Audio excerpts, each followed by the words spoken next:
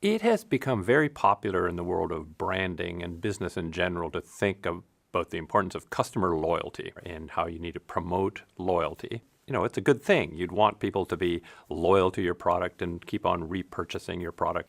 But it turns out that there is something more powerful by far than loyalty. You should think about loyalty as the tip of an iceberg, but the 95% that you don't see below the water is habit.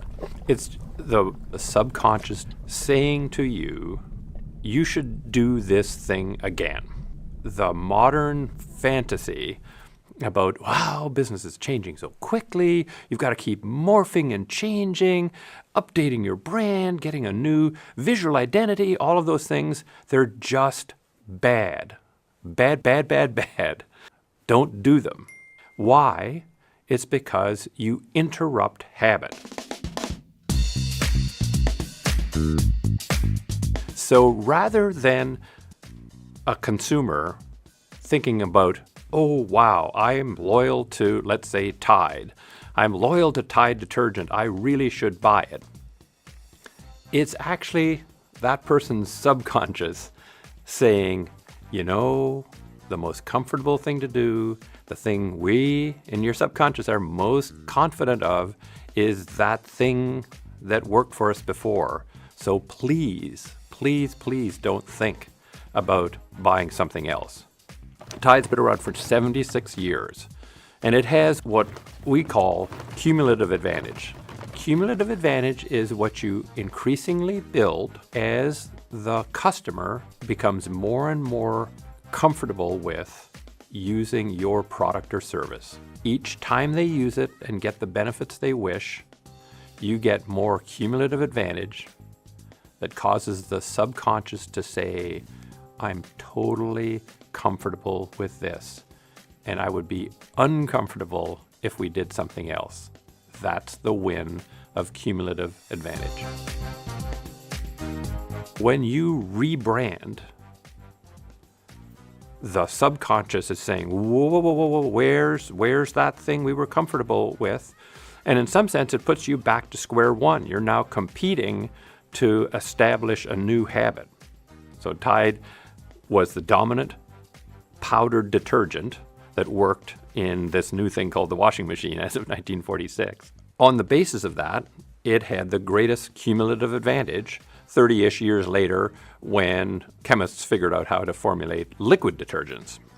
P&G created a fantastic liquid detergent called Era and brought that out, and they said, well, we need to do Era, a new brand, because this is a new product. Tide stands for powder detergent, and Era will stand for liquid detergent. It was a complete bust and never got anything but fractional share. And then some smart person at Procter & Gamble said, how's about we do this? How's about we put it in an orange bottle with a target on the front that says Tide all across it?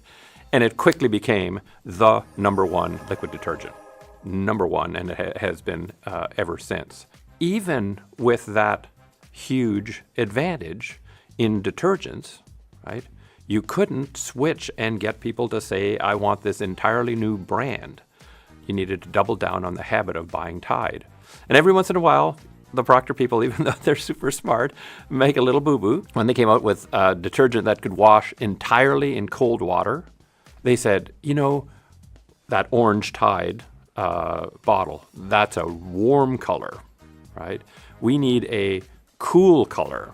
So we're going to put it in a blue bottle. What happened, do you think? Disaster. It was just a disastrous launch. What did they do? Put it in an orange bottle, and it became the dominant cold water brand. All of that can only be explained by the subconscious. Because the conscious should be saying, oh, yes, that's cold water, blue equals cold, etc.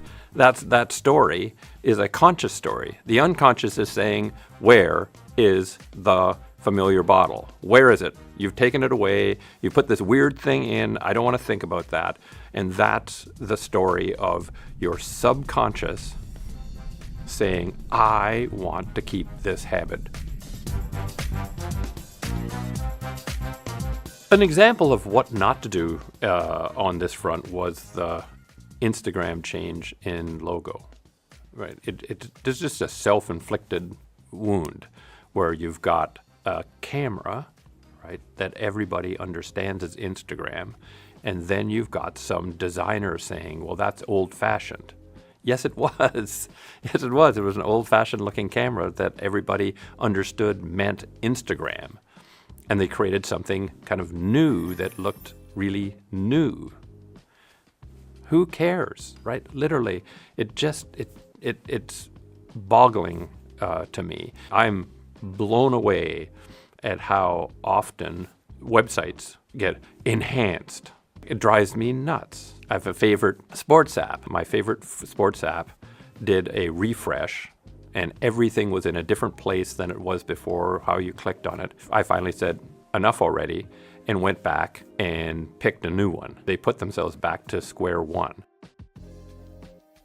Keep as much of the cumulative advantage you can keep. Does that mean don't ever mess with the product? No, right? If the product is advancing in your competitive set, you have to advance it as well. But you can advance it in ways to say, here's how I connect this product to the previous product. So how much has your iPhone advanced since that kludgy thing back in 2007? Enormously in almost every way. Have the visual cues changed dramatically? Does it look a lot different than it did? Heck no. It's always had similar visual cues, look and feel, operation, are cues to the subconscious that said, you know that last iPhone you had that you loved so much? This new one is very much like it, only better. And the subconscious is like, whew, that's great, that's awesome, I'm happy, go get that, go get the 13. So for cumulative advantage, if I had a choice between using new and using improved, it's a no-brainer. Improved creates a link to the past. New, if anything, suggests a break with the past. What I'm saying is hard to do. There are people who are absolutely, utterly convinced that refreshing something beloved is a good thing, that it's just a bad thing to let something get kind of old and tired. Unfortunately for them, now all the behavioral research, like all of it, says exactly the opposite. This lies beneath the rational, conscious mind.